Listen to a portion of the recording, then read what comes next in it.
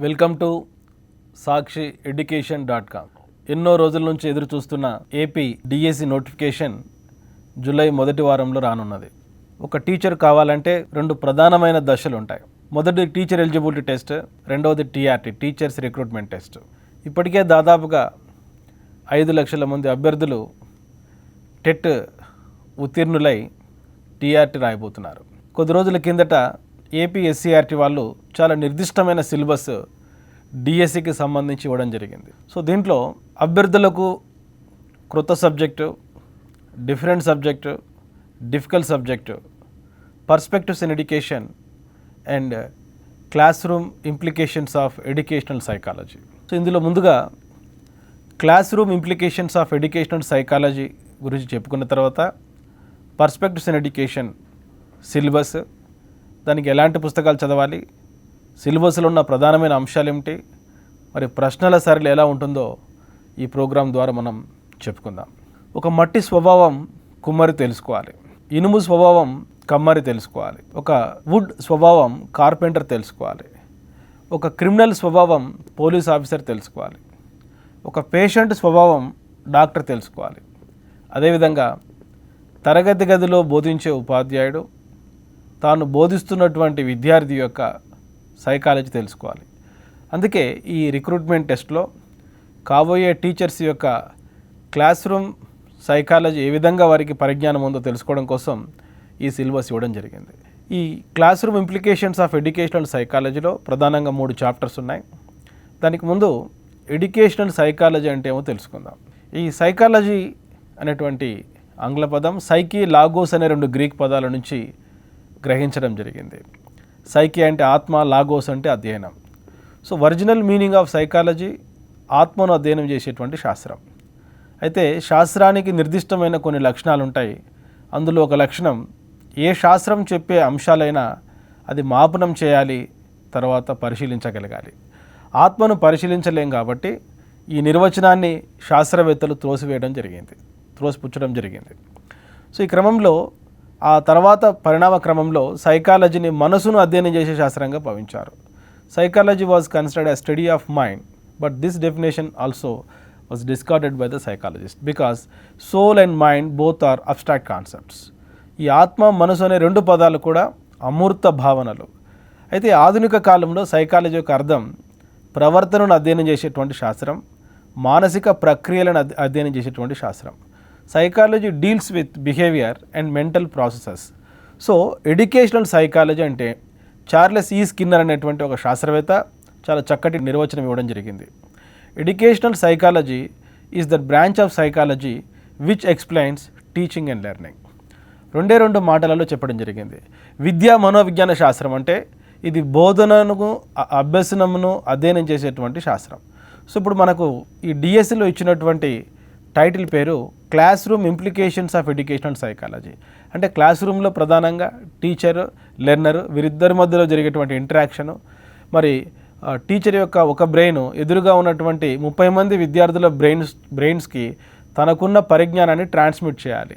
ఈ యొక్క జ్ఞానాన్ని విద్యార్థులకు మరి పంపించాలి. ఈ క్రమంలో ఆ విద్యార్థుల యొక్క వైయక్తిక భేదాలు, విద్యార్థుల యొక్క అభ్యసన విధానము, విద్యార్థుల యొక్క మూర్తి మొత్తం తెలుసుకోవడం ప్రతి టీచర్కు ఎంతో అవసరం. ఈ క్రమంలో 3 ప్రధానమైనటువంటి చాప్టర్స్ ఎడ్యుకేషనల్ సైకాలజీలో మరి యొక్క డిఎస్సి సిలబస్లో చేర్చడం జరిగింది.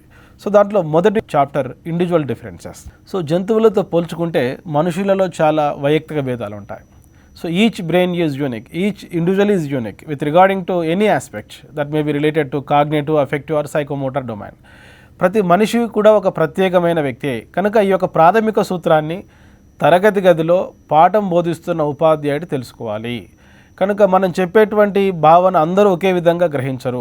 వారి యొక్క వివేచనంలో, ఆలోచనలో, ప్రత్యక్షంలో, సంవేదనలలో, వారి యొక్క వైఖరులలో, సహజ సామర్థ్యాలలో, మూర్తిమత్వంలో ఎన్నో తేడాలు ఉంటాయి. ఇవి తెలుసుకున్నప్పుడే సక్సెస్ఫుల్గా తన యొక్క జ్ఞానాన్ని విద్యార్థులకు చేరవేయగలడు ఒక ఉపాధ్యాయుడు.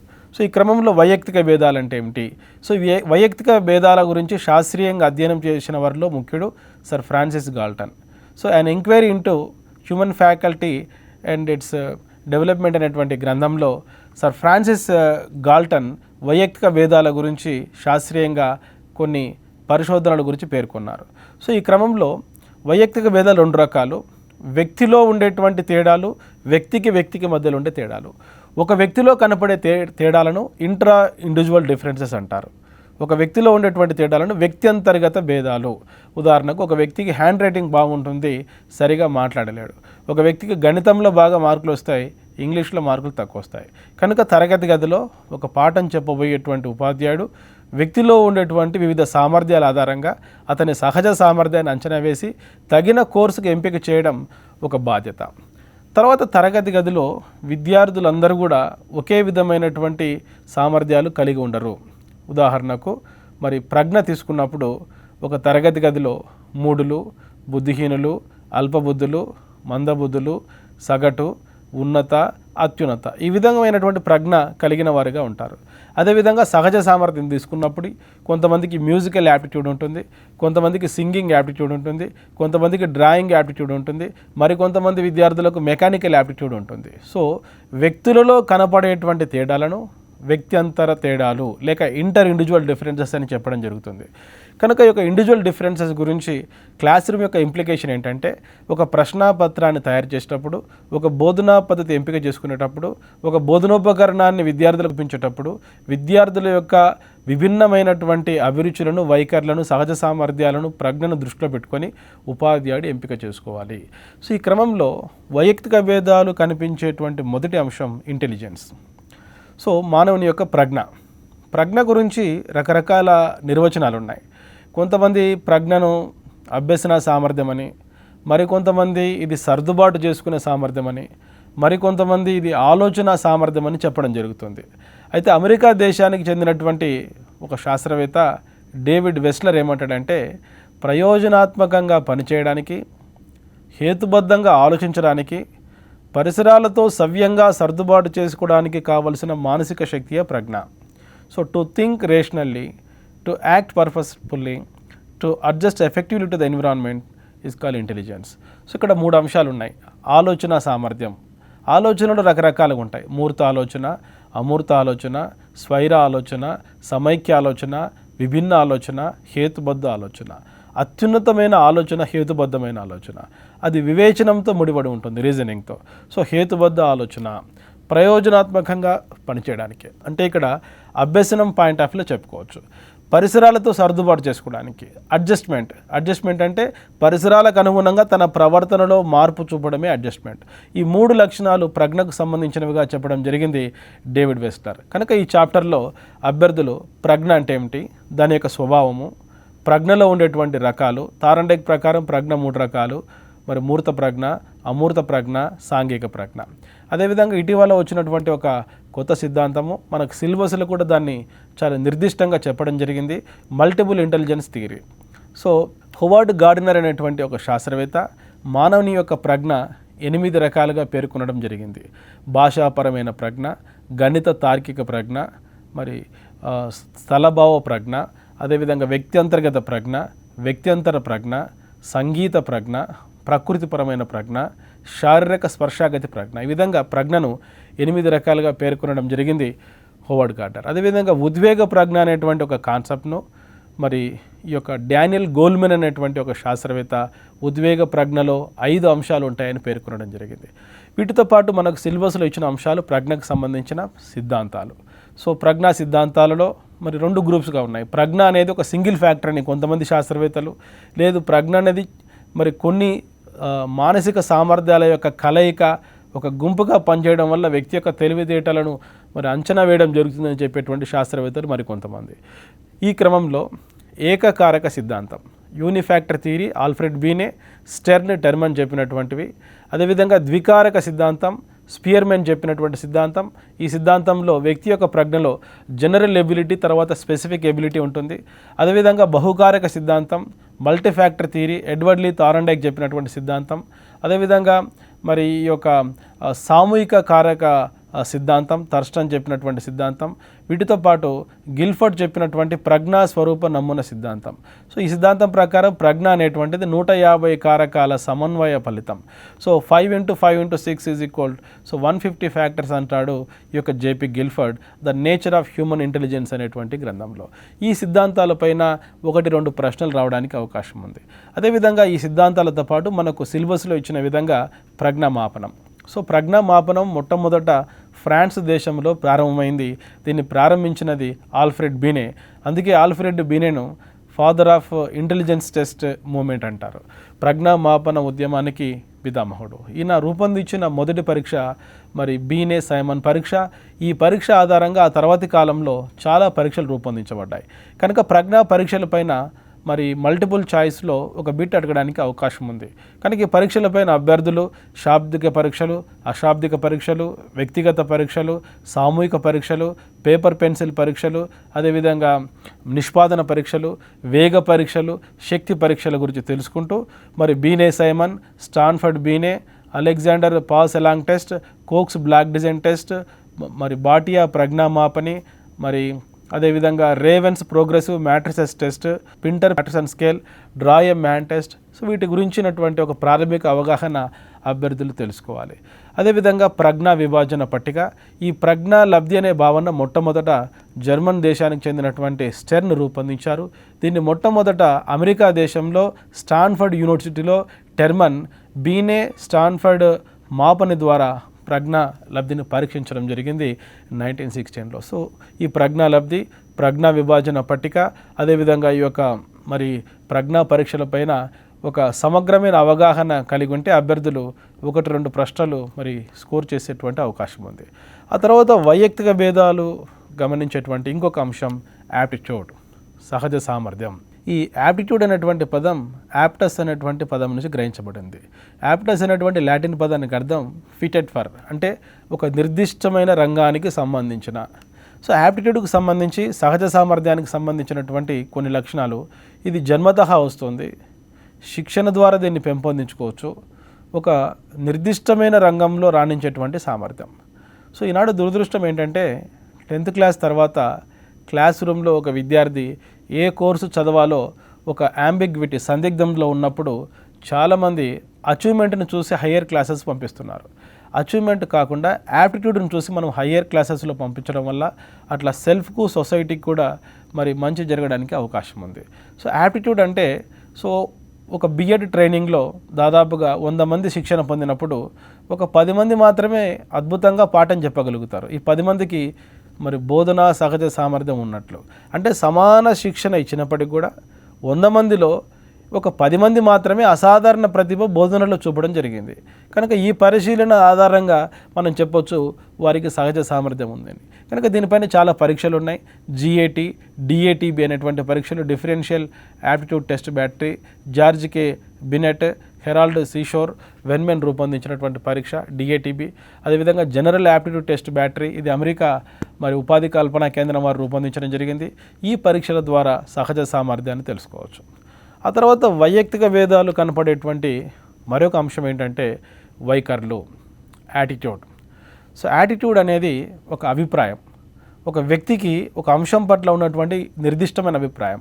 ఫర్ ఎగ్జాంపుల్ కొంతమంది ఉపాధ్యాయ వృత్తిని బతకలేని వాడు బడి పంతులు అంటారు. మరి కొంతమంది బతకగలిగిన వాడే బడి పంతులు అంటారు. మరి కొంతమంది బతుకు నేర్చిన వాడే బడి పంతులు అంటారు. సో నిజంగా ఉపాధ్యాయ వృత్తి పట్ల స్పష్టమైన అవగాహన ఉన్నవారు బతుకు మార్చేవాడే బడి పంతులు అంటారు. అంటే ఒక 5 మంది ఉపాధ్యాయుడి పట్ల ఉండేటువంటి భిన్నమైన అభిప్రాయాలే వైఖరులు. సో ఈ యొక్క వైఖరులు అంటే ఏమిటి, వైఖరి యొక్క లక్షణాలు, వైఖరులను మాపనం చేసేటువంటి పరీక్షలపైన ప్రశ్నలు రావడానికి అవకాశం ఉంది. అదేవిధంగా అభిరుచులు, వైయక్తిక భేదాలు. క్లాస్ రూమ్లో మనకు విద్యార్థులలో కనపడేటువంటి తేడాలలో మరొక అంశం ఏంటంటే విద్యార్థుల యొక్క అభిరుచులలో తేడాలు. ఉదాహరణకు ఒక టైం టేబుల్లో మూడు భాషా సంబంధిత సబ్జెక్టులు, 3 భాషేతర సబ్జెక్టులు, 3 లాంగ్వేజెస్ అండ్ 3 నాన్ లాంగ్వేజెస్ మనం కరిక్యులర్ యాక్టివిటీస్ కింద ఉన్నప్పుడు కొంతమందికి గణితం అంటే ఇష్టం, మరి కొంతమందికి సైన్స్ అంటే ఇష్టం, మరి కొంతమందికి భాషలు అంటే ఇష్టం, మరి కొంతమంది కో కరిక్యులర్ యాక్టివిటీస్ అంటే ఇష్టపడతారు. ఫిజికల్ యాక్టివిటీస్ కానీ, కల్చరల్ యాక్టివిటీస్ కానీ, తర్వాత క్రాఫ్ట్ యాక్టివిటీస్ కానీ, ఫీల్డ్ యాక్టివిటీస్ కానీ.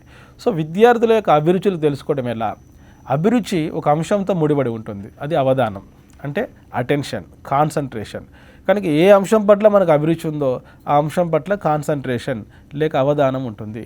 కనుక కాబోయేటువంటి ఉపాధ్యాయుడు విద్యార్థులకు అభిరుచులకు తగినటువంటి బోధనోపకరణాలు చూపించాలి, విద్యార్థుల అభిరుచులకు తగిన బోధనా పద్ధతులు ఉపయోగించాలి, ఒక పాఠ్యాంశంలో విద్యార్థుల అభిరుచులకు తగినటువంటి ఉదాహరణలు ఇవ్వాలి. అప్పుడే ఒక తరగతి గదిలో సక్సెస్ఫుల్ టీచర్గా రావడానికి అవకాశం ఉంటుంది. కనుక గొప్ప ఉపాధ్యాయుడు ఎవరంటే అనర్గళంగా పాఠం చెప్పే ఉపాధ్యాయుడు కాదు, విద్యార్థులలో తన సబ్జెక్టు పట్ల అభిరుచి క్రియేట్ చేయాలి. ఆటోమేటిక్గా విద్యార్థులకు మరి అవధానం, ఏకాగ్రత ఉంటుంది. ఒక అభిరుచి ఉన్నటువంటి విద్యార్థి దాదాపుగా 4 గంటల పాటు క్రికెట్ ఏకధాటిగా చూడగలుగుతాడు. ఒక సీరియల్ పట్ల అభిరుచి ఉన్నటువంటి ఒక వ్యక్తి 2 గంటల పాటు సీరియల్ చూడడం జరుగుతుంది. ఒక సినిమా పట్ల అభిరుచి ఉన్నటువంటి వ్యక్తి 3 గంటల పాటు సినిమా చూడడం జరుగుతుంది. కనుక ఇక్కడ అభిరుచి, అవధానం ఈ రెండు కూడా ఒకే నాణానికి ఉండేటువంటి బొమ్మ బొరుసు వంటివి. కనుక కాబోయేటువంటి ఉపాధ్యాయుడు సబ్జెక్టు పట్ల ముందు ఇంట్రెస్ట్ క్రియేట్ చేస్తే ఆటోమేటిక్గా ఏకాగ్రత డెవలప్ అవుతుంది. స్వామి వివేకానందుడు చెప్పినట్లు ఏకాగ్రత జ్ఞానార్జనకు మూలం. కనుక వైయక్తిక వేదాల్లో కనపడేటువంటి అంశాలలో మరొక అంశం ఏంటంటే క్రియేటివిటీ. మరి రవీంద్రనాథ్ ఠాగూర్ ఒక మాట అంటాడు, so education should not be informative, it should be creative అంటాడు. నేషనల్ కరికులం ఫ్రేమ్వర్క్ 2005లో ఈ యొక్క డాక్యుమెంటు రవీంద్రనాథ్ ఠాగూర్ రాసినటువంటి మరి సివిలైజేషన్ ప్రోగ్రెస్ అనేటువంటి ఒక వ్యాసం నుంచి తీసుకోవడం జరిగింది. ఒక వాక్యాన్ని, సృజనాత్మకత సహజ సిద్ధమైనటువంటి ఆనందం బాల్యానికి మూలం అనేటువంటి వాక్యంతో ఈ యొక్క NCF 2005 స్టార్ట్ చేయడం జరుగుతుంది. సో సృజనాత్మకత అంటే ఏమిటి? సో మన దేశంలో ఎక్కువగా మెమరీని డెవలప్ చేసేటువంటి బోధనా విధానం ఉంది. సృజనాత్మకత అంటే ఏదైనా ఒక అంశాన్ని పూర్తిగా కానీ పాక్షికంగా కానీ క్రొత్తగా ఉత్పత్తి చేయడం. ఈ పదాన్ని మొట్టమొదట ఉపయోగించినటువంటి వ్యక్తి జేపీ గిల్ఫర్డ్ సృజనాత్మకత గురించి ఏమంటారంటే, విభిన్న ఆలోచనయే సృజనాత్మకత, డైవర్జెంట్ థింకింగ్ ఈజ్ ఇంటెలిజెన్స్ అంటాడు. అంటే ఏదైనా ఒక అంశాన్ని కన్వర్జెంట్ థింకింగ్, సమైక్య ఆలోచనతో కాకుండా వివిధ రకాలుగా ఆలోచించగలిగేటువంటి సామర్థ్యం, క్రొత్తగా ఉత్పత్తి చేయగలిగే సామర్థ్యం, ఉన్న అంశాన్ని పాక్షికంగా మార్చగలిగేటువంటి సామర్థ్యమే సృజనాత్మకత. ఉదాహరణకు సాంప్రదాయక బోధనా పద్ధతులు ఉన్న క్రమంలో కిల్పాట్రిక్ ఒక కొత్త పద్ధతిని చేర్చాడు, అది ప్రాజెక్ట్ పద్ధతి. ఆ రోజుల్లో మరి ప్రాజెక్ట్ పద్ధతి అనేది ఒక సృజనాత్మకతతో కూడినటువంటి పద్ధతి. కనుక సృజనాత్మకత అన్ని రంగాలలో ఉంటుంది, వైద్య రంగంలో కానీ, న్యాయవాద వృత్తిలో కానీ, వ్యాపార రంగంలో కానీ, ఇంజనీరింగ్లో కానీ, అదేవిధంగా బోధనా రంగంలో కానీ. సో బోధనలో వస్తున్నటువంటి అధునాతన బోధన ఉపకరణాలు, ఒక ఉపాధ్యాయుడు ఒక కాన్సెప్ట్కు ఒక కొత్త ఎగ్జాంపుల్ చెప్పాడంటే అది కూడా సృజనాత్మకతనే. ఒక విద్యార్థి ఒక చిత్రాన్ని క్రొత్తగా మరి చిత్రించగలిగిందంటే అది సృజనాత్మకత. కనుక అప్పుడప్పుడు సైన్స్ ఫేర్ జరుగుతుంటాయి, కొంతమంది వర్కింగ్ మోడల్స్ కొత్తగా తయారు చేస్తారు, ఇది సృజనాత్మకతకు ఉదాహరణ. కనుక ఈ యొక్క చాప్టర్లో సృజనాత్మకత అంటే ఏమిటి, సృజనాత్మక ప్రక్రియలు ఎన్ని దశలు ఉంటాయి, ఒక సృజనాత్మకత కలిగినటువంటి వ్యక్తి యొక్క లక్షణాలు ఏంటి, దాదాపుగా కొన్ని లక్షణాలు ఉంటాయి, ఫ్లూయెన్సీ, ఫ్లెక్సిబిలిటీ, ఒరిజినాలిటీ, ఎలాబరేషన్. అదేవిధంగా సృజనాత్మక ప్రక్రియలో గ్రాహం వెలాస్ ప్రకారం కొన్ని దశలు ఉంటాయి, సన్నాహము, గుప్త దశ, సంకేతము, అంతర్దృష్టి, నిరూపణం. అదేవిధంగా సృజనాత్మకత పరీక్షల పైన కూడా మరి అభ్యర్థులు చదువుకోవడం జరగాలి. ఇవి వైయక్తిక వేదాలు కనపడేటువంటి అంశాలు. ఇది ప్రధానమైనటువంటి చాప్టర్ ఎడ్యుకేషనల్ సైకాలజీ. ఆ తర్వాత నెక్స్ట్ చాప్టర్ ఏంటంటే లెర్నింగ్. ప్రతి ఉపాధ్యాయుడు తాను రిటైర్డ్ అయ్యేంత వరకు అభ్యసిస్తూనే ఉండాలి. ఠాగూర్ అన్నట్లు ఉపాధ్యాయుడు నిరంతర అభ్యాసకుడు. So he should be a continuous learner. So in service and pre service training are inseparable. Teacher education is a continuous process అంటాడు 1986 జాతీయ విద్యా విధానంలో. అదేవిధంగా ఉపాధ్యాయుడు ఈ యొక్క అభ్యసనం యొక్క అర్థం తెలుసుకోవాలి. ప్రతిరోజు విద్యార్థులు 3 లాంగ్వేజెస్ 3 నాన్ లాంగ్వేజెస్తో పాటు కొన్ని కోకరిక్యులర్ యాక్టివిటీస్ అభ్యసిస్తూ ఉంటారు. కనుక అభ్యసనం అంటే ఏమిటి, దాని యొక్క లక్షణాలు, అభ్యసనంను ప్రభావితం చేసేటువంటి కారకాలు, అభ్యసనం అసలు ఎన్ని రకాలుగా ఉంటుంది, అసలు అభ్యసనం మరి జరగడానికి ఏ యొక్క ఉపగమాలు ఉన్నాయి, అభ్యసన బదలాయింపు అంటే ఏమిటి, అభ్యసన వక్రరేఖలు. సో ఇవన్నీ కూడా ఈ యొక్క సిలబస్లో చేర్చడం జరిగింది. కనుక ఇది చాలా ఇంపార్టెంట్ చాప్టర్, ఒక విధంగా హార్ట్ ఆఫ్ ఎడ్యుకేషనల్ సైకాలజీ. ఎందుకంటే మనం ముందుగానే చెప్పుకున్నాం, ఎడ్యుకేషనల్ సైకాలజీ యొక్క నిర్వచనం చార్లెస్ ఈ స్కిన్నర్ ప్రకారం educational psychology is the branch of psychology which explains teaching and learning. కనుక టీచింగ్ లెర్నింగ్ లేకుంటే అది ఎడ్యుకేషనల్ సైకాలజీ కాదు. సైకాలజీ వేరే, ఎడ్యుకేషనల్ సైకాలజీ వేరే. సైకాలజీ అనేది ఒక ప్యూర్ బ్రాంచ్, ఎడ్యుకేషనల్ సైకాలజీ అనేది ఒక applied branch. So we have to apply the concepts, theories and principles of psychology in the field of education, then only we can call it educational psychology. కనుక కాబోయేటువంటి ఉపాధ్యాయుడిగా విద్యార్థుల యొక్క ప్రవర్తన, మానసిక ప్రక్రియలు, అభ్యసన విధానం తెలుసుకోవాలంటే, క్లాస్ రూమ్లో సక్సెస్ఫుల్ టీచర్గా రాణించాలంటే ఎడ్యుకేషనల్ సైకాలజీ అవసరమని మరి ప్రభుత్వం యొక్క సబ్జెక్టుకు వెయిటేజ్ ఇవ్వడం జరిగింది. అదేవిధంగా అభ్యసనం అంటే ఏమిటి? అభ్యసనంలో 3 ముఖ్యమైన అంశాలు ఉంటాయి. సో అనుభవం వల్ల, శిక్షణ వల్ల వ్యక్తి ప్రవర్తనలో వచ్చేటువంటి దాదాపు శాశ్వతమైన మార్పు అభ్యసనం. ఇందులో 3 అంశాలు ఉన్నాయి. అభ్యసనం అనేది ప్రవర్తనలో మార్పు. ఆ ప్రవర్తనలో మార్పు అనేది జ్ఞానాత్మక రంగానికి సంబంధించి కావచ్చు, భావవేశ రంగానికి సంబంధించి కావచ్చు, మానసిక చలనాత్మక రంగానికి సంబంధించి కావచ్చు. ఈ మార్పు దాదాపుగా శాశ్వతమైనది. ఉదాహరణకు లాంగ్వేజ్ స్కిల్స్ తీసుకున్నప్పుడు లిజనింగ్, స్పీకింగ్, రీడింగ్, రైటింగ్ అనేటువంటివి చిన్నప్పుడు నేర్చుకున్న తర్వాత దాదాపుగా మనం మర్చిపోం, చదవడం అనేది, రాయడం అనేది. కనుక అభ్యసనం అనేది ప్రవర్తనలో కలిగే దాదాపు శాశ్వతమైన మార్పు. అది అనుభవం వల్ల కలుగుతుంది. సో ఎక్స్పీరియన్స్ వల్ల కలుగుతుంది. అంటే మన మార్పులు కొన్ని హార్మోన్స్ వల్ల వస్తాయి, కొన్ని జీన్స్ వల్ల వస్తాయి, కొన్ని మరి మత్తు మందుల ద్వారా కొన్ని ప్రవర్తనలో మార్పులు వస్తాయి. సో ఇవన్నీ కూడా తాత్కాలికమైన మార్పులు. అనుభవం ద్వారా వచ్చినటువంటి మార్పే అభ్యసనం. ఈ అనుభవం అనేది లెర్నింగ్ బై లిజనింగ్ కావచ్చు, లెర్నింగ్ బై రీడింగ్ కావచ్చు, లెర్నింగ్ బై డూయింగ్ కావచ్చు, లెర్నింగ్ బై మరి ఇమిటేషన్ కావచ్చు, లెర్నింగ్ బై ప్లే కావచ్చు. సో రకరకాల అనుభవాలు. విద్యను సాధారణంగా 3 రకాలుగా చెప్పుకోవచ్చు: formal education, non formal education, informal education. Formal education అంటే రెగ్యులర్గా ఒక స్కూల్కి వచ్చి చదువుకోవడం. నాన్ ఫార్మల్ ఎడ్యుకేషన్ అంటే డిస్టెన్స్ ఎడ్యుకేషన్ ద్వారా నేర్చుకోవడం. ఇన్ఫార్మల్ ఎడ్యుకేషన్ అంటే మరి సమాజంలో ఉండేటువంటి వ్యక్తులతో పరస్పర చర్యలు జరపడం ద్వారా, సామాజిక అనుభవాల ద్వారా వచ్చేటువంటి జ్ఞానం. కనుక అనుభవం ఏదైనా కావచ్చు. సో అది అభ్యసనంగా చెప్పుకోవచ్చు. సో అభ్యసనం అనేది దాదాపుగా సార్వత్రికమైనది. అభ్యసనం అనేది నిరంతరం జరుగుతుంది. అభ్యసనం అనేటువంటిది అనుభవం వల్ల వస్తుంది. పరిపక్వత అనేది అభ్యసనం కాదు, కానీ అభ్యసనానికి పరిపక్వత అవసరం. చాలా ఇంపార్టెంట్ పాయింట్. చాలామంది ఈ యొక్క 2 భావనల మధ్య సంబంధాన్ని అర్థం చేసుకోలేరు. So maturity is not learning, but maturity is essential for learning. So maturity అంటే ఏమిటి? ఉదాహరణకు ఒక 5 సంవత్సరాలు వచ్చినప్పుడు చిన్నపిల్లవాడు ఒక పెన్ను పట్టుకోగలిగేటువంటి పరిపక్వత చేతివేళ్లకు వస్తుంది. అప్పుడు నువ్వు అక్షరాలు దిద్దడం నేర్పిస్తే, అక్షరాభ్యాసం చేయిస్తే అతను రాయడం నేర్చుకుంటాడు. కానీ దురదృష్టం ఏంటంటే 15 monthsలో 1.5 yearలో పిల్లవాడిని నర్సరీ అని, ప్రీ నర్సరీ అని మనం చేర్పించి పాఠశాలల్లో కర్సివ్ హ్యాండ్ రైటింగ్ రావాలని కోరుకుంటున్నారు నేటి ఆధునిక తల్లిదండ్రులు. కారణం ఏంటంటే ఎడ్యుకేషనల్ సైకాలజీ తెలుసుకోలేకపోవడం వల్ల. కనుక పరిపక్వత వచ్చినప్పుడు అనుభవం కల్పిస్తే వచ్చేటువంటిది అభ్యసనం. కనుక పరిపక్వత అంటే 5 నెలలకు విద్యార్థి బోర్లో పడతాడు, దోగాడతాడు, 9 నెలలకు నిలబడతాడు, 12 నెలలకు నడుస్తాడు. ఇది పరిపక్వత కలిగే మార్పులు. అది అభ్యసనం కాదు. అభ్యసనం అనేటువంటిది అనుభవం వల్ల రావాలా. ఆ అనుభవం తరగతి గది అనుభవం కావచ్చు, సామాజిక అనుభవం కావచ్చు. దీనిపైన రకరకాల అప్రోచెస్ ఉన్నాయి. మనం తర్వాత తెలుసుకుందాం. సో ఈ క్రమంలో అభ్యసనం ఎలా జరుగుతుంది, అసలు అభ్యసనాన్ని ప్రభావితం చేసేటువంటి కారకాలు ఏమిటి? సాధారణంగా అభ్యసనాన్ని ప్రభావితం చేసే కారకాలను మనం 3 రకాలుగా చెప్పుకోవచ్చు. మొదటిది వ్యక్తిగత కారకాలు, సో పర్సనల్ ఫ్యాక్టర్స్. రెండవది ఎన్విరాన్మెంటల్ ఫ్యాక్టర్స్, పరిసర కారకాలు. సో మూడవది బోధనా సంబంధిత కారకాలు, పెడగాగికల్ ఫ్యాక్టర్స్.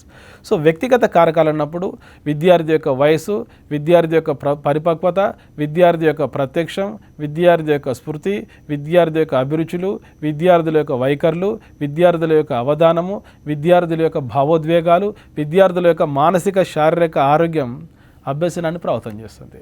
కనుక కొన్నిసార్లు విద్యార్థులు తక్కువ మార్కులు తెచ్చుకోవడానికి గల కారణం టీచర్ కాకపోవచ్చు, ఆ విద్యార్థి యొక్క ప్రజ్ఞ.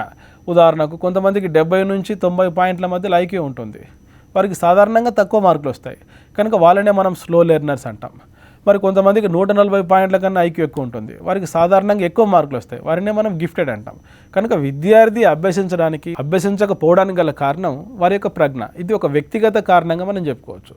పరిసర కారకాలు తీసుకున్నప్పుడు సో మొదటిది కుటుంబం, so family system is very important in order to learn. So కొంతమంది ఏమంటారంటే తొలి పాఠశాల కుటుంబం తొలి టీచర్ తల్లి అంటారు. కనుక కుటుంబాలు రకరకాలుగా ఉంటాయి. So broken families, deviated families, nuclear families, joint families. Joint ఫ్యామిలీస్లలో లాంగ్వేజ్ డెవలప్మెంట్ తొందరగా ఉంటుంది.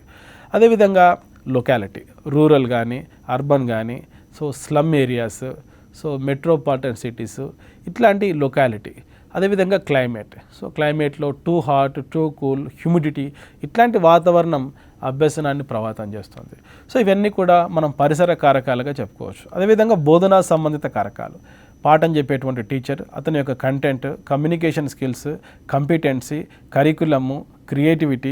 సో ఇక్కడ పాఠశాల సంబంధిత కారకాలన్నీ కూడా పెడగాగికల్ ఫ్యాక్టర్గా వస్తాయి. ఇప్పుడు మనం చెప్పుకున్నాము అభ్యసనం అంటే ఏమిటి, అభ్యసనాన్ని ప్రభావితం చేసేటువంటి కారకాలు. మరి అభ్యసనం ఎలా జరుగుతుంది? So what are the approaches of learning? So there are different approaches. So the first one is behaviouristic approach, the second one is gestalt approach, the third one is constructivist approach. 3 రకాల ఉపగమాలు ఉన్నాయి అభ్యసనం జరిగేటువంటి విధానాన్ని బట్టి.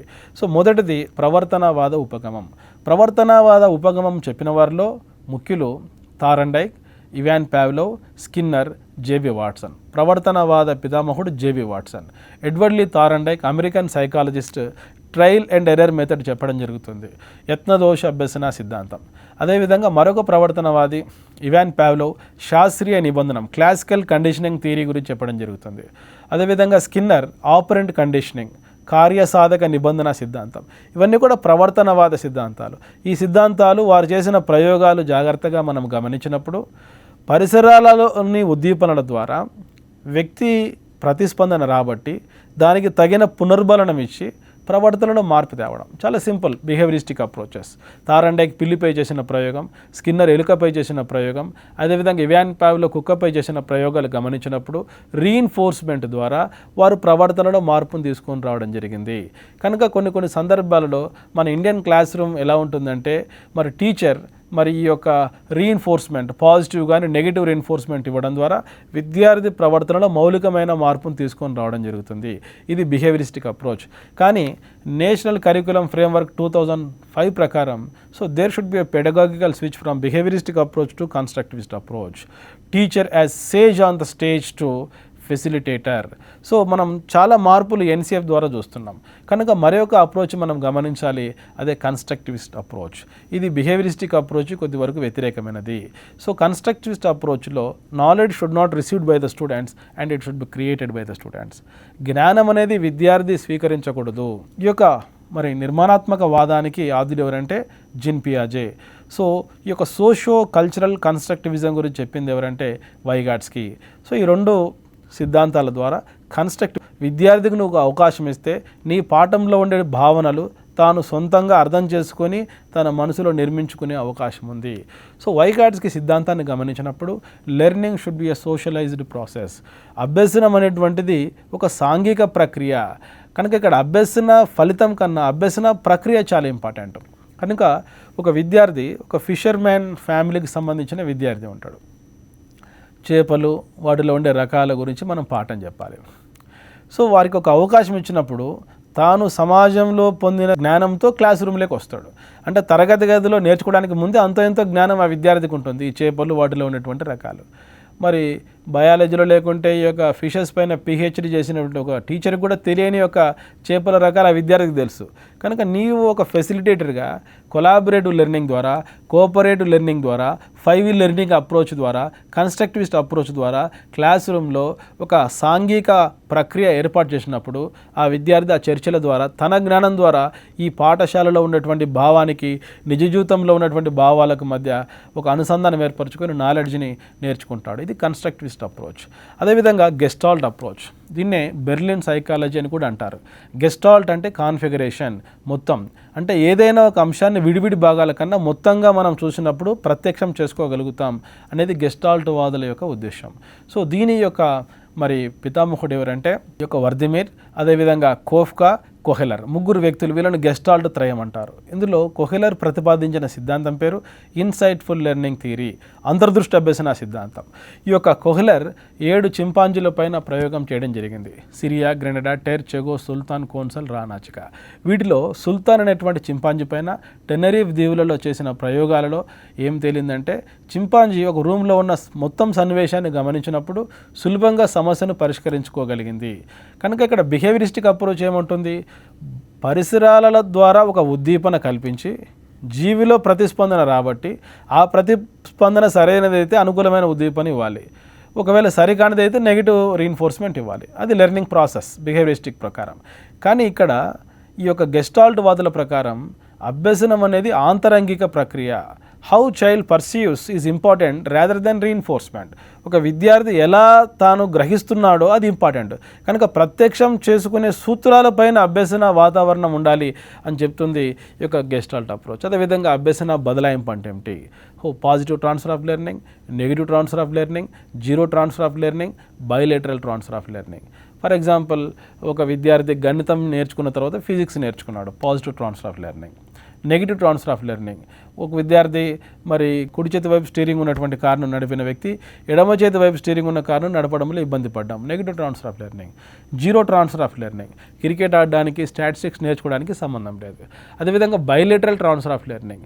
Bilateral transfer of లెర్నింగ్లో ఒక విద్యార్థి 2 చేతులతో రాయగలగడం, 2 చేతులతో ఒక మరి పిస్టల్తో మరి షూట్ చేయగలగడం, ఇవన్నీ కూడా బయోలేటరల్ ట్రాన్స్ఫర్ ఆఫ్ లెర్నింగ్ కింద చెప్పుకోవచ్చు. అదేవిధంగా అభ్యసనంలో ఉన్నటువంటి రకాలు, శాబ్దిక అభ్యసనం, అదేవిధంగా నైపుణ్యాలతో కూడుకున్నటువంటి అభ్యసనం, అదేవిధంగా ప్రత్యక్ష అభ్యసనం, వైఖరి అభ్యసనం, ఇవన్నీ కూడా అభ్యసనంలో ఉన్నటువంటి రకాలు. ఇది చాలా ఇంపార్టెంట్ చాప్టర్. సో ఈ చాప్టర్లో ఇంకొక 2 భావనలు ఉన్నాయి, ఒకటి మెమరీ, ఇంకొకటి ఫర్గెటింగ్. సో మెమరీ, సో ఈనాడు అభ్యసనాన్ని అన్నిటికీ మూలం ఏంటంటే మెమరీ. సో స్మృతి అంటే ఏమిటి, స్మృతిలో ఉండేటువంటి ప్రక్రియలో ఉండేటువంటి దశలు, స్మృతిలో ఉండేటువంటి రకాలు, స్మృతిని ఎలా పెంపొందించుకోవాలి, మెమరీ. ఇది చాలా ఇంపార్టెంట్ చాప్టర్ ఒక టీచర్గా. ఎందుకంటే టీచర్ యొక్క మొదటి కర్తవ్యం ఏంటంటే విద్యార్థులలో భావనకు సంబంధించిన జ్ఞాపక శక్తి డెవలప్ చేయాలి. సో స్మృతి అంటే ఏమిటి, స్మృతిలో ఉండేటువంటి దశలు. మొదటి దశ అభ్యసనం. అభ్యసించినప్పుడు కొన్ని స్మృతి చిహ్నాలు ఏర్పడతాయి, వీటిని ఎన్గ్రామ్లు లేక న్యూరోగ్రామ్లు అంటాం. ఇవి దృశ్య రూపంలో ఉండొచ్చు, శ్రవణ రూపంలో ఉండొచ్చు. అవి మనసులో కొంచెం నిక్షిప్తం చేసుకున్నప్పుడు సో దాన్నే మనం ధారణ అంటాం. ఈ ధారణలో ఉండేటువంటి అంశాన్ని మనం ఒక ప్రశ్నల ద్వారా రిట్రైవల్ ప్రాసెస్, వెలికి తీసేటువంటి ప్రక్రియ. ఇది స్మృతిలో ఉండేటువంటి దశలు. సో స్మృతిలో ఉండేటువంటి రకాలు LTM, STM, long term memory, short term memory, logic memory, wrote memory, active memory, passive memory, associative memory. అదేవిధంగా మెమరీని డెవలప్ చేసుకునేటువంటి పద్ధతులు. చాలామంది టీచర్స్ని అడుగుతుంటారు, సార్ నాకు ఫర్గెటింగ్ ఉంది, మెమరీ పవర్ సరిగా లేదని. సో ఈ ప్రోగ్రామ్ చూస్తున్నటువంటి అభ్యర్థులు sakshieducation.com ద్వారా కొన్ని మంచి విలువైన వీడియోస్ ఉన్నాయి. సో ఇవి చూడడం ద్వారా మీరు ఒక ఇన్ఫార్మల్ వేలో సబ్జెక్ట్ నేర్చుకోవడానికి అవకాశం ఉంది. నేను ఈ ప్రోగ్రాం ద్వారా చెప్పేటువంటి షార్ట్కట్ ఏంటంటే, మెమరీ పవర్ డెవలప్ కావాలంటే ఏదైనా ఒక అంశాన్ని అనేక సార్లు చదవడమే. Repetition is mother of memory. మరి June 21న మనం ఇంటర్నేషనల్ యోగా డేగా జరుపుకున్నాం. 21కు ఒక సిగ్నిఫికెన్స్ ఉంది. యోగా సైకాలజీలో ఏదైనా ఒక అంశాన్ని 21 సార్లు మనం చేయడం వల్ల ఆ అంశాన్ని గుర్తుంచుకుంటాం. సో ఈ 21 టైమ్స్ ఒక సబ్జెక్ట్ను రిపీట్ చేయగలిగితే నీకు మంచి జ్ఞాపక శక్తి ఉంటుంది. కానీ దురదృష్టం ఏంటంటే పోటీ పరీక్షలకు ప్రిపేర్ అయ్యేటువంటి అభ్యర్థులు 21 పుస్తకాలు, మార్కెట్లో దొరికే ప్రతి ఒక్క పుస్తకం ఒక 21 బుక్స్ గ్యాదర్ చేసుకొని వాటిని ఒకసారి మాత్రమే చదువుతాడు. ఎందుకంటే పరీక్షకు 3 నెలలు మాత్రమే టైం ఉంటుంది. కనుక ఈ ప్రోగ్రాం ద్వారా నేనేం చెప్తున్నానంటే, ఒక పుస్తకం ఏదైనా ఒక ప్రామాణికమైన పుస్తకం, ప్రిఫరబుల్లీ తెలుగు అకాడమీ బుక్ 21 సార్లు చదివితే దానిపైన మీకు మంచి జ్ఞాపక శక్తి ఉంటుంది. సో విస్మృతి, forgetting. So whether forgetting is bliss or curse, విస్మృతి వరమా శాపమా అన్నప్పుడు అది కొన్ని సందర్భాలలో శాపము, కొన్ని సందర్భాలలో విస్మృతి అనేది వరం. ఉదాహరణకు ఫర్గెటింగ్. మన జీవితంలో చాలా అపజయాలు, బాధాకర సంఘటనలు, ఇష్టం లేని వ్యక్తులు, ఇష్టం లేని ప్రదేశాలు ఉంటాయి. వాటిని మర్చిపోతే అది ఒక టానిక్, మానసిక ఆరోగ్యానికి అది ఒక టానిక్. సో ఇక్కడ మరుపు అనేది ఒక వరం. మనం నేర్చుకున్న సబ్జెక్టు పరీక్షలో గుర్తుకు రాకపోతే అది శాపం. సో ఫర్గెటింగ్ అంటే ఏమిటి, the speed of forgetting. So what are the factors of forgetting అనేది మనం ఇక్కడ తెలుసుకోవాలి. విస్మృతి అంటే ఏమిటి, విస్మృతి యొక్క శాతం ఎట్లా ఉంటుంది మరి రోజులు గడిచే కొద్దీ, అదేవిధంగా విస్మృతికి గల కారణాలు ఏంటి. సో కారణాలలో ఇప్పుడు ఒక కారణం చెప్పుకోవచ్చు. సో డిస్యూజ్, ఏదైనా ఒకటి ఉపయోగించలేకపోతే మర్చిపోతాం. మనం 10th క్లాస్లో చదివిన కంటెంట్ ఇప్పుడు మర్చిపోయాం. కారణం ఏంటంటే దాన్ని ఉపయోగించుకోలేకపోవడం. కనుక మెమరీ బాగా ఉండాలంటే ఏదైతే మనం గుర్తుపెట్టాలనుకుంటున్నామో దాన్ని పదే పదే లిజనింగ్, స్పీకింగ్, రీడింగ్, రైటింగ్ ద్వారా రిపిటేషన్ చేసుకోవడం వల్ల ఎక్కువ కాలం గుర్తుంటుంది. ఆ తర్వాత ఎడ్యుకేషనల్ సైకాలజీలో చివరి చాప్టర్ పర్సనాలిటీ, మూర్తిమత్వము. సో పర్సనాలిటీ అనేటువంటిది ఒక లక్షణం కాదు, అనేక లక్షణాల యొక్క సమైక్య రూపం. So personality is what a person is. ఒక వ్యక్తి ఏమై ఉన్నాడో అదే తన యొక్క మూర్తిమత్వం. సో మూర్తిమత్వం చాలా సంక్లిష్టమైనది. ఎడ్యుకేషన్ యొక్క వన్ ఆఫ్ ద ఎయిమ్స్ ఏంటంటే సమగ్ర మూర్తిమత్వాన్ని పెంపొందించడం. కనుక మూర్తిమత్వం అంటే ఏమిటి, మూర్తిమత్వం యొక్క లక్షణాలు, మూర్తిమత్వ సిద్ధాంతాలు. ఈ మూర్తిమత్వ సిద్ధాంతాలు 3 గ్రూప్స్గా ఉంటాయి: type theories, tried theories, global structure theories. ఈ టైప్ థియరీస్లో హిపోక్రటస్ యొక్క వర్గీకరణ, జర్మనీ దేశానికి చెందిన క్రెష్మర్ వర్గీకరణ, షెల్డన్ వర్గీకరణ, కార్ల్ యాంగ్ వర్గీకరణ, స్ప్రాంగర్ వర్గీకరణ. అదేవిధంగా ట్రైడ్ థియరీస్ తీసుకున్నప్పుడు మరి ఆర్బి క్యాటిల్ యొక్క వర్గీకరణ, ఆల్పోర్ట్ యొక్క వర్గీకరణ. మరి గ్లోబల్ స్ట్రక్చర్ థియరీస్ తీసుకున్నప్పుడు సిగ్మండ్ ఫ్రాయిడ్ యొక్క థియరీ, అదేవిధంగా ఎరిక్ ఎరిక్సన్ థియరీ. ఈ థియరీస్ కూడా మనకు ఈ యొక్క సిలబస్లో ఇవ్వడం జరిగింది, థియరీస్ ఆఫ్ పర్సనాలిటీ. సో దీంట్లో Hippocrates, క్రెష్మర్, Sheldon, curl young, స్ప్రాంగర్ theories అంతా కూడా రూప సిద్ధాంతాలు. మనిషి యొక్క రూపాన్ని, శారీరక మరి యొక్క లక్షణాలను బట్టి వ్యక్తులను వర్గీకరించడం. రెండవది లక్షణాంశ సిద్ధాంతాలు. వ్యక్తులలో ఉన్న లక్షణాలు గుర్తించి అవి ప్రాథమిక లక్షణాల, అవి మరి మూల లక్షణాల, ఉపరితల లక్షణాల, మరి ఇట్లా లక్షణాలను వర్గీకరించే సిద్ధాంతాలే లక్షణాంశ సిద్ధాంతాలు. ముఖ్యమైనవి గ్లోబల్ స్ట్రక్చర్ థియరీస్. ఇందులో ఫ్రాయిడ్ చెప్పినటువంటి మనోవిశ్లేషణ సిద్ధాంతం. మనోవిశ్లేషణ సిద్ధాంతంలో 3 అంశాలు ఉంటాయి మూర్తిమత్వానికి సంబంధించి: మూర్తిమత్వ నిర్మాణం, ఇడ్, ఈగో, సూపర్ ఈగో. రెండవది మూర్తిమత్వ గతిశీలత, చేతనం, ఉపచేతనం, అచేతనం. తర్వాత మనోలైంగిక వికాస దశలు. కనుక ఈ యొక్క సైకాలజీ చదివేటప్పుడు అభ్యర్థులు బట్టి పద్ధతిలో కాకుండా ప్రతి భావన నేర్చుకోవాలి, ఆ భావన ప్రవర్తనకు అన్వయించుకోవాలి. అన్వయించుకున్న తర్వాత ఆ భావనల మధ్య తేడాలను, పోలికలను, ఉదాహరణలను, వర్గీకరణను తెలుసుకుంటే సైకాలజీని అవగాహన చేసుకోవచ్చు. అయితే ఇక్కడ ఇచ్చిన టైటిల్ ఏంటంటే class room implications of education and psychology. ఈ యొక్క అంశాలను మనం క్లాస్ రూమ్కి అన్వయించుకోవడం. ఫర్ ఎగ్జాంపుల్, ఒక విద్యార్థి కాపీ కొట్టాలనుకుంటాడు. కాపీ కొట్టాలనుకొని ప్రేరేపించే అంశం ఫ్రాయిడ్ ప్రకారం ఇడ్. టీచర్ ఉన్నాడు, కాపీ కొట్టొద్దు అని చెప్పేటువంటి మనసు, ఈగో. మరి కాపీ కొట్టి పాస్ కావడం తప్పు అని చెప్పేది superego. So id, ego, superego. మరి ఒక అందమైన అమ్మాయిని చూసి ఆ యొక్క అమ్మాయి వైపు చూడమంటుంది ఇడ్. వద్దు, చూడొద్దు, అక్కడ షీటీం ఉంటుంది అని చెప్తుంది ఇంకొక మనసు, అది ఈగో. లేదు, సూపర్ ఈగో ఏమంటుందంటే భారతదేశం నా మాతృభూమి, భారతీయులందరూ నా సహోదరులు అంటుంది. కనుక ఇడ్, ఈగో, సూపర్ ఈగో. అంటే ఇడ్ అనేటువంటిది ప్లెజర్కి సంబంధించింది, ఈగో అనేటువంటిది రియాలిటీకి సంబంధించింది, సూపర్ ఈగో అనేది మొరాలిటీకి సంబంధించింది. తర్వాత కాన్షియస్, సబ్ కాన్షియస్, అన్కాన్షియస్. మన మనసు యొక్క స్థితులు, మనల్ని మనం నియంత్రించుకోగలిగేటువంటి స్థితిని చేతనం అంటాం. మరి చేతనానికి అచేతనానికి మధ్యలో ఉండేటువంటి ఒక ఫ్లోటింగ్ మైండే ఉపచేతనం, సబ్ కాన్షియస్. సో ఫ్రాయిడ్ ప్రకారం అచేతనం చాలా ఇంపార్టెంట్. అచేతనం అనే మనసు పొరలో గత అనుభవాలు ఉంటాయి, బాల్యం నాటి అనుభవాలు ఉంటాయి, ఇష్టం లేని విషయాలు ఉంటాయి, వ్యాకులత కలిగించే అంశాలు ఉంటాయి, దమనం చేయబడ్డ వాంఛలు ఉంటాయి, తీరని కోరికలు ఉంటాయి. ఈ అచేతనమైనటువంటి మనసును తెలుసుకోవడం కోసమే పర్సనాలిటీలో ప్రొజెక్టివ్ టెక్నిక్స్ ఉన్నాయి. రోషాక్ ఇంక్ బ్లాక్ టెస్ట్ కానీ, థిమాటిక్ అపర్సెప్షన్ టెస్ట్ కానీ, సిఏటి కానీ, ఇట్లాంటి పరీక్షల ద్వారా అచేతనంలో ఉన్న భావాలను వెలికి తీయవచ్చు. అదేవిధంగా ఫ్రాయిడ్ ప్రకారం slip of tongue, slip of pen, తర్వాత ఇంటర్ప్రిటేషన్ ఆఫ్ డ్రీమ్స్ ద్వారా కూడా అచేతనాన్ని తెలుసుకోవచ్చు. ఎక్కువ శాతం మన ప్రవర్తన అచేతన ప్రవర్తన ఆధారంగా ఉంటుంది. కనుక హౌ టు స్టడీ అన్కాన్షియస్, దీనిపైన ఫ్రాయిడ్ ఒక పుస్తకమే రాశాడు, ఇంటర్ప్రిటేషన్ ఆఫ్ డ్రీమ్స్, స్వప్న విశ్లేషణం అనేటువంటి ఒక గ్రంథం. కనుక మనకు వచ్చేటువంటి స్వప్నాలన్నీ కూడా అచేతనంలోని మనసులోని పొర నుంచి వచ్చేటువంటివిగా ఫ్రాయిడ్ పేర్కొనడం జరిగింది. అదేవిధంగా ఫ్రాయిడ్ సిద్ధాంతాన్ని విమర్శించిన తన శిష్యులలో ఒకరైనటువంటి ఎరిక్ ఎరిక్సన్ ప్రతిపాదించిన సిద్ధాంతమే మనోసాంఘిక వికాస సిద్ధాంతం.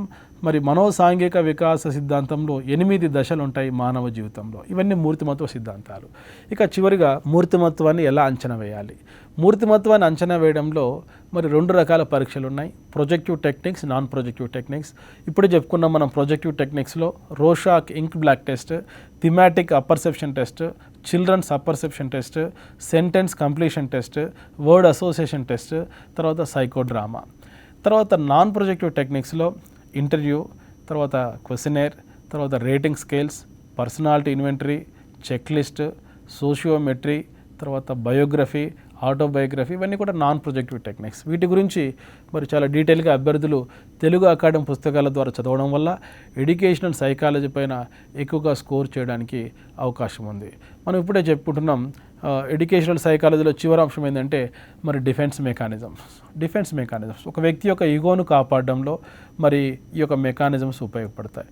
సో దీంట్లో మరి మొదటిది ప్రొజెక్షన్, డే డ్రీమింగ్, డిస్ప్లేస్మెంట్, అదేవిధంగా రేషనలైజేషన్, నెక్స్ట్ కాంపన్సేషన్, ఇవన్నీ కూడా కొన్ని మెకానిజమ్స్ మనం చెప్పుకోవచ్చు. వాటి ఉదాహరణల పూర్వకంగా మనం తెలుసుకోవాలి. ఒక విద్యార్థి B.Ed ఫెయిల్ అయ్యాడు, ఏడుస్తున్నాడు, అదే రెగ్రెషన్, ప్రతిగమనం. సో ఏడుస్తున్న విద్యార్థిని మరొక విద్యార్థి వచ్చి అడిగాడు, ఎందుకు ఏడుస్తున్నావు అంటే పరీక్షలో ఫెయిల్ అయ్యాను, దీనికి కారణం టీచర్ అంటాడు, ప్రొజెక్షన్. తండ్రి వచ్చి ఎందుకు ఫెయిల్ అయ్యావంటే పాస్ అయ్యి ఏం లాభం అంటాడు, హేతుకీకరణం. తండ్రి ఒక పిల్లవాడిని కొట్టినప్పుడు ఆ కోపాన్ని చెల్లిపైన చూపిస్తాడు, దాన్ని విస్థాపనం అంటాం. సో ఇవన్నీ నిత్య జీవితంలో మన ఈగోను కాపాడుకోవడం కోసం చేసేటువంటి అచేతన కృత్యాలే మరి యొక్క డిఫెన్స్ మెకానిజమ్స్. వీటిని సిగ్మండ్ ఫ్రాయిడ్ ప్రతిపాదించడం జరిగింది. సో ఇప్పుడే చెప్పుకున్నాం educational psychology, class room implications of educational psychology. ఒక మనిషి యొక్క ప్రవర్తన చాలా సంక్లిష్టమైనది కనుక కాబోయేటువంటి టీచర్ ఒక పాఠం చెప్పేటప్పుడు విద్యార్థి యొక్క మరి ప్రవర్తన తెలుసుకోవాలి, విద్యార్థి యొక్క ప్రజ్ఞ తెలుసుకోవాలి, విద్యార్థి యొక్క సృజనాత్మకత, అభిరుచులు, వైఖరులు, వాటి ఆధారంగా పాఠం చెప్పాలి. అదేవిధంగా అభ్యసనం అంటే ఏమిటి, అభ్యసన ప్రక్రియ, మరి స్టైల్స్ ఆఫ్ లెర్నింగ్ ఎన్ని రకాలుగా ఉంటుంది, విద్యార్థులందరూ ఒకటే విధంగా అభ్యసిస్తారా, వేరు విధానాలలో ఇష్టపడతారా, మరి చైల్డ్ సెంటర్డ్ ఇంపార్టెంటా, టీచర్ సెంటర్డ్ ఇంపార్టెంటా, ఒక భావనకు ఏ అప్రోచ్ చాలా ఇంపార్టెంట్, నైపుణ్యాలు నేర్పించేటప్పుడు ఏ సిద్ధాంతం ఉపయోగించుకోవాలి, వీటన్నిటికి కూడా పరిష్కారం educational psychology. Philosophy what to teach and why to teach అనే ప్రశ్నకు సమాధానం ఇస్తే educational psychology so how to teach, whom to teach, who is to teach, where to teach, when to teach అనే ప్రశ్నలకు సమాధానం ఇస్తుంది. కనుక ఈ ప్రోగ్రాం చూస్తున్నటువంటి అభ్యర్థులు కేవలం మార్కుల కోసమే కాకుండా విద్యార్థి ప్రవర్తనలో మార్పులు తీసుకొని రావడం కోసం ఎడ్యుకేషనల్ సైకాలజీ చదవాలి.